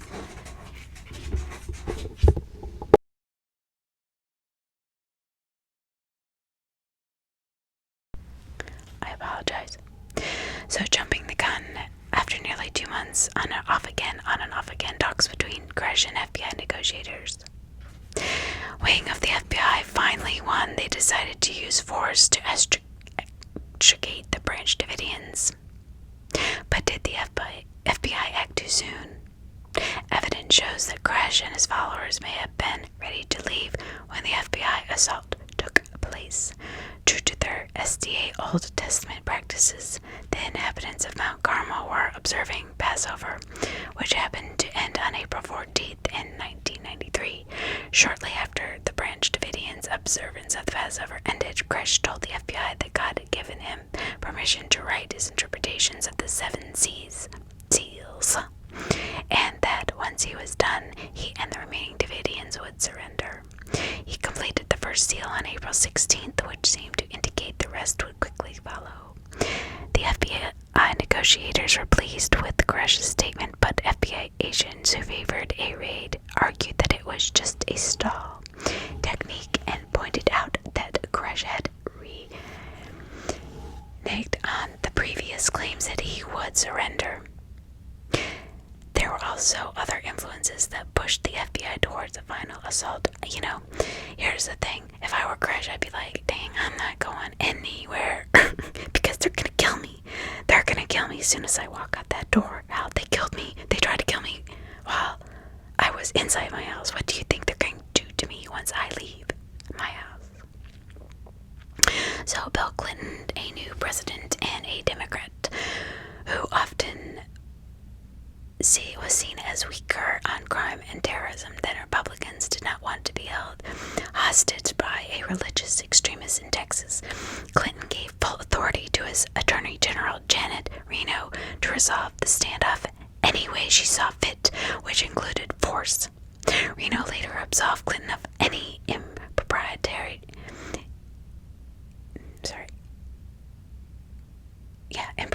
during the Waco siege by stating the buck stops here, which effectively distanced the president from any negative fallout. But why she gave the green light for the April 19th assault has never been completely answered. It is true that a fraction of the FBI favored a tactical assault on Mount Carmel from the beginning, obviously. And they were done from the start. They were done before they weren't even given the opportunity. David Koresh was never given the opportunity to be arrested and defend himself in any sense of the word. He, innocent to proven guilty was not even a thought in this at all. Not one time. Not when he was jogging, not when he was out, not when he was playing his guitar, not when he was around town, not when he was doing whatever he was doing normally that normal human beings do. The police could have just brought him in for questioning and searched his records. He offered them openly. So, here they go, the final assault to the Branch Davidians, who were actually sleeping at 6 a.m. on April 19th, were awoken to sounds of combat engineering vehicles, the CEVs clearing the vehicles in small buildings that had not already been destroyed by the FBI during the 51-day siege.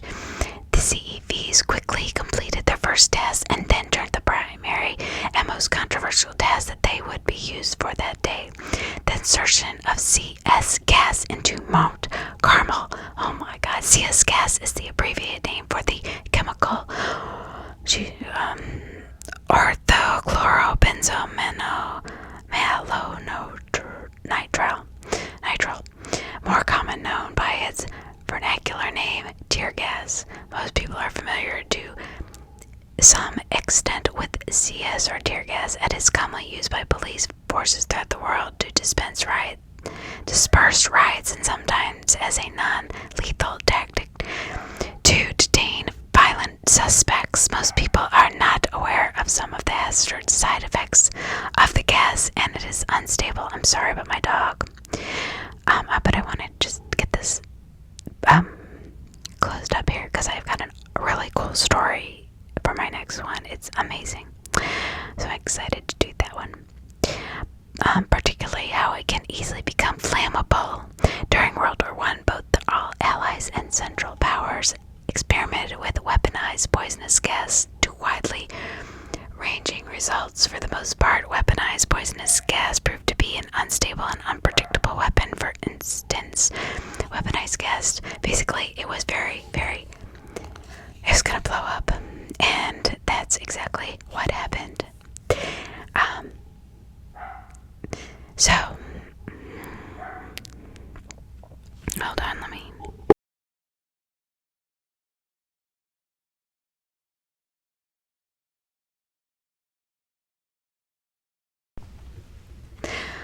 Okay, so my daughter is getting my dog, so she's not going to interrupt the best part of this book. So, CS gas is usually used outdoors to prevent riots, and when used indoors, small amounts are usually used by a minimum of officers. However, so the problem is that when it is put in large amounts, it causes severe respiratory problems to those exposed and converts into deadly poisonous cyanide when it burns. Essentially, CS gas can become an extremely deadly chemical when used indoors in high amounts, and that's what they did. They just blasted this gas into Mount Carmel for no reason. Handheld grenade launchers similar to what were used to control riots throughout the world were used to launch into this tiny little 400 barrel rounds of gas into the building, and CEVs punch holes into the building's walls and then sprayed a form of the gas suspended in methylene chloride. A stream of carbon dioxide was used as a dispersant in order to what the hell do they want to incinerate these people? What the heck? Most of the FBI agents who dispersed the gas into Mount Carmel on April 19th probably did not know the potential side effects. That's a bunch of bull, but the amount that they used ensured that tragedy would unfold. So there was this huge fire, obviously. The footage taken from the helicopters released by the government after the assault showed that the fire broke out nearly simultaneously on different levels and in completely different areas of Mount Carmel. So, bam, all at once. The government argued this is partially proof that Koresh and his most adherent followers lit these fires themselves. That's BS, because not to fulfill a prophecy, they didn't light any fire. It was the gas. I mean, you put all those gases together, just the CS gas is flammable when put in large amounts inside, let alone two other flammable gas substances used by the FBI. The government also argued that the transcripts from the bugging devices they placed in Mount Carmel proved that Branch Davidians intentionally set the fires. No transcripts were ever recorded. And specific accents, mumbling, and background noises were put together to prove what the FBI was saying was true. But it was, you could tell it wasn't them talking if you knew who they were. You could only hear. Basically, they got Koresh saying,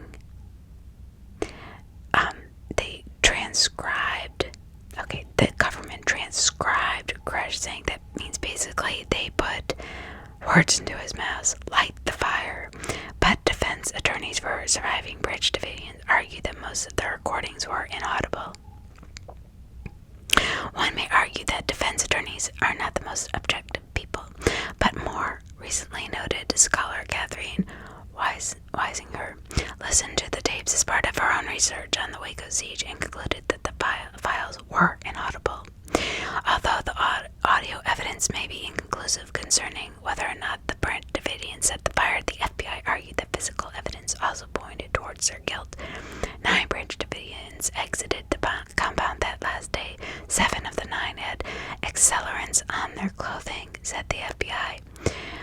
Brian Sage, when questioned about the origins of the massive fire that consumed Mount Carmel, this evidence would surely point towards the Davidians' guilt, but defense attorneys for inhabitants, as well as various scholars of Waco siege, pointed out that many chemicals can be considered an accelerant, like the 3 they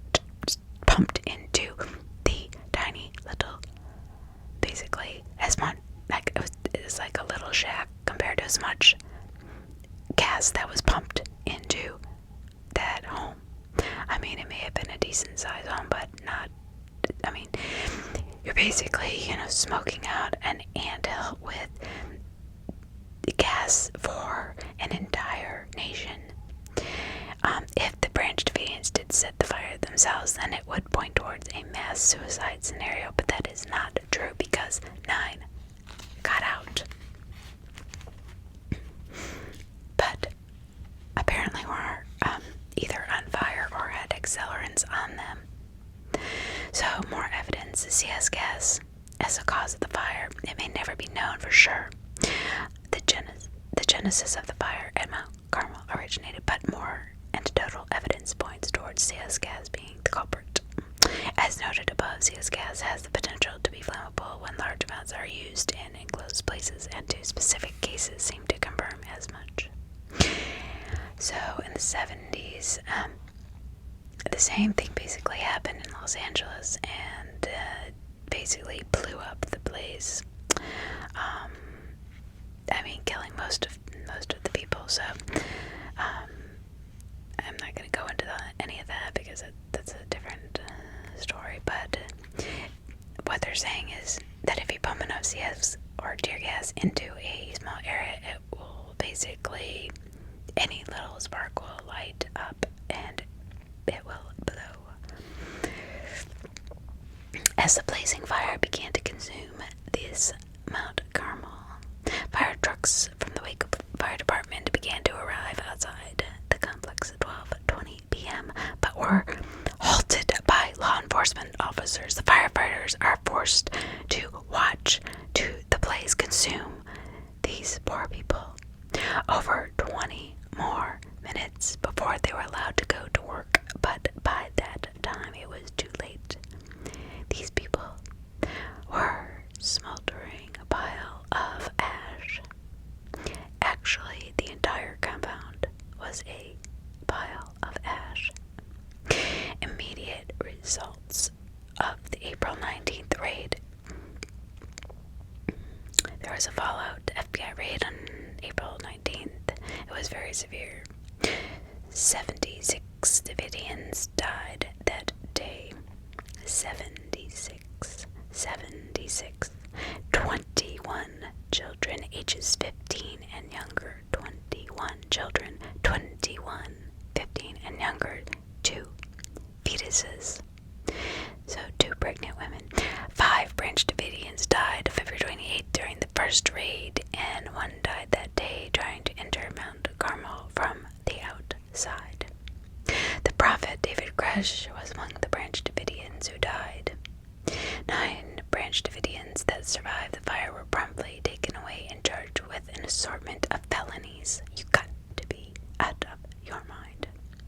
Conspiracy to murder federal agents being the most severe, as the Davidians were charged. Most of the evidence that could have proved their innocence or the government's cases literally went up in smoke in terms of loss of life, and the raid was a success for the FBI. Good for them, because none of the agents were killed. It also apparently invoked a sense of pride among some members and gave the ATF members a feeling of retribution for the comrades they lost on February 28th. Screw them, I'm sorry. After the smoke cleared, federal agents then raised American, Texas, and ATF flags above the ruins of Mount Carmel, and some even posed for pictures in front of the red flags that marked where the bodies of the Branch Davidians were found. That is sick. Not all federal agents posed for the pictures. Some were visibly and vocally upset, which they should have been, with the entire situation, because all of this was a riff. It was a bunch of bullshit. There was no proof. There was no evidence. There was nothing illegal proven, sought out, found, or discovered, and there was never a fair, even question, not one question asked by authorities to David Koresh. Wow. So, that is the saddest thing I have probably heard. I mean, that is a raw torrents, and the abuse abuse of power in doing what people want to do to people that they don't think act like them or talk like them or walk like them, so they don't like them. That is the most horrible form of bullying in the world. I mean, that is the most horrible form of bullying. It happens all over the world, is what I meant.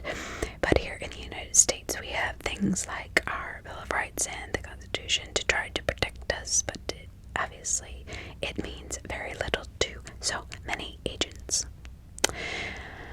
because it really hasn't changed much. The Branch Davidians trial took place in the United States District Courts for the Western District of Texas in the city of San Antonio, January 1994. Even before the trial began, the deck seemed to be stacked against the Branch Davidians. Obviously, they're gonna, because they have to cover their ass now. Defense attorney tried to move the trial from the overwhelming Roman Catholic location of San Antonio to no avail, and in fact, most pre-trial motion Judge Walter Smith ruled on seemingly worked against them. Judge Walter Smith was 53 years old when he presided over the Branch Davidians trial in '94. Smith was quite familiar with the Waco metropolitan area, as he was a graduate of Baylor Law School and practiced law in the area for a number of years.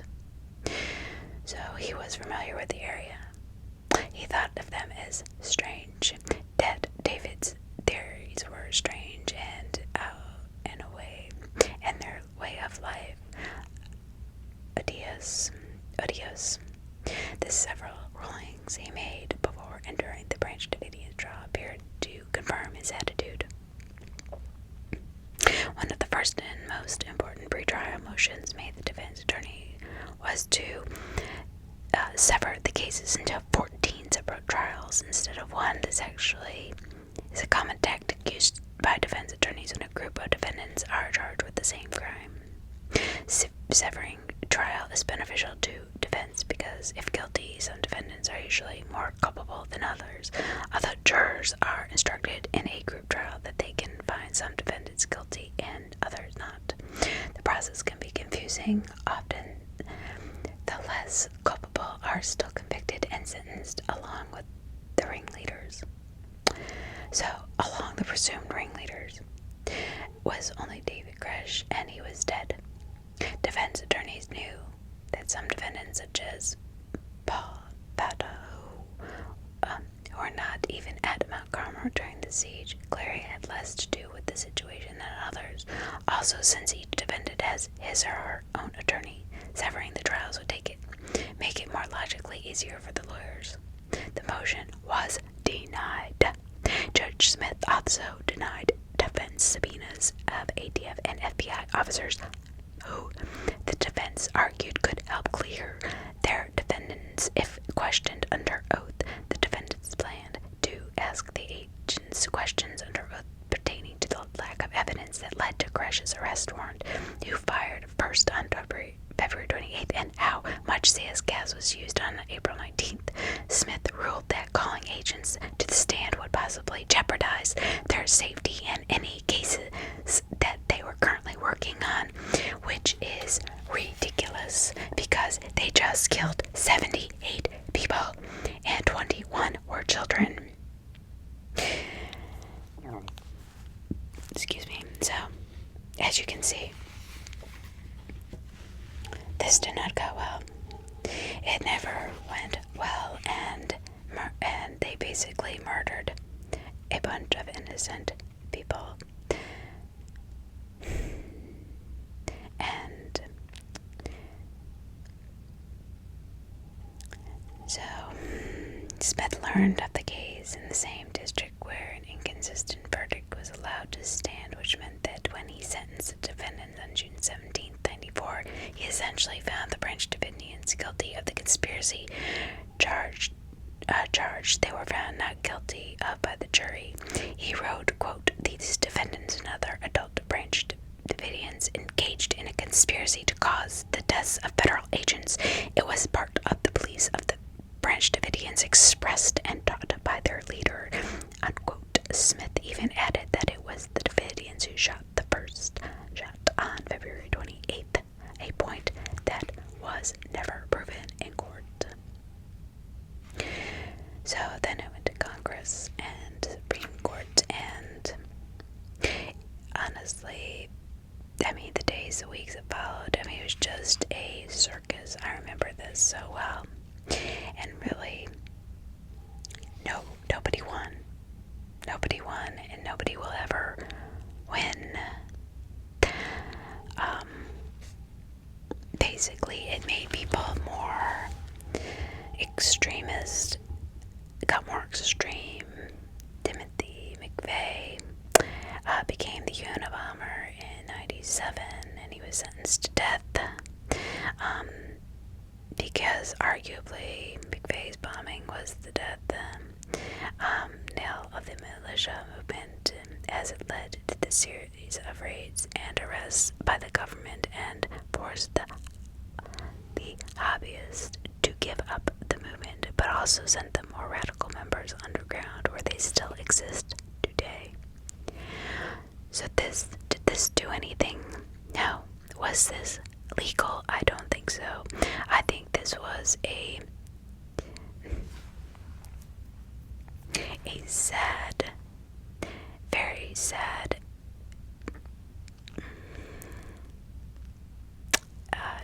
abuse of power on all, from the ATF, from the FBI, from the federal government, from up to the president, the two sides, from the people, the activists, the lobbyists. I mean, everybody and anybody that could get their face in front of the media did, and destroyed these people's lives for no reason at all.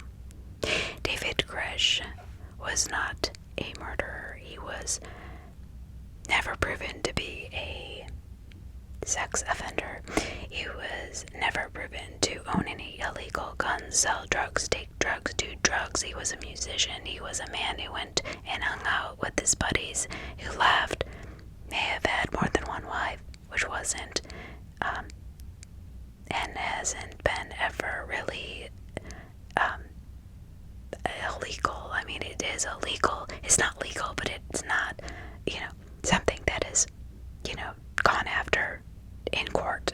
So, I mean, there are many people who practice polygamy, and that's about his only crime, was living a life that some people didn't understand, and then made a spectacle out of it, killing them all, except for 9, who then had to live with the fact that nobody believed them, nobody would listen to them, and the judge was not on their side at all.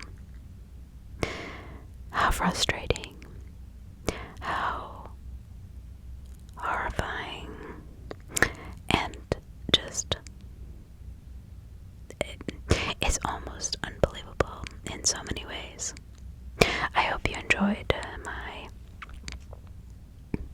account of the Waco siege. I just think it's, in these times, it's something that I wanted to review and remind people of, and how horrible. I will post pictures along with this instead of me talking. But this book was written by Jack Rosewood and Dwayne Walker, and I think they did a brilliant job putting it together on both ends and showing more of the truth than not. And I really think the people that should have been prosecuted were the ATF agents, the FBI agents, and the 2 investigative reporters that I don't even really bring up their names, because I'm not here to slander anybody, but I think that they should have been brought to justice on what they did, and they abused their power and changed the minds of the public. So be careful what you believe when you're reading or watching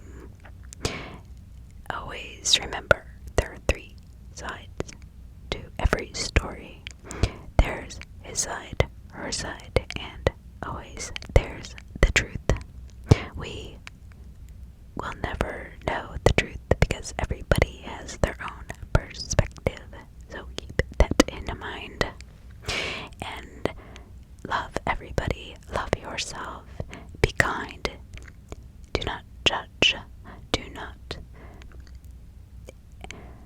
Do not just assume something about somebody unless you ask them and sit down and have a conversation with them.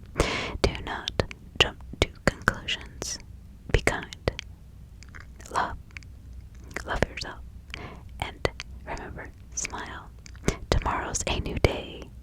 Be thankful for what you have because some people do not have anything at all, unfortunately. I love you all. Thank you. Please subscribe. Please like. Please leave a comment, good or bad. I just need to know what you think. I really appreciate any comments. Please follow and subscribe. That makes me feel good. That what I'm doing is not only helping people, but is getting, stories across that I love, and I can't wait to do my next true crime because it really is a cool one. I think you will like it. It deals with 3 different countries, investigation departments, and it's very interesting. It's very complicated, and there are many twists and turns in it. But as always, have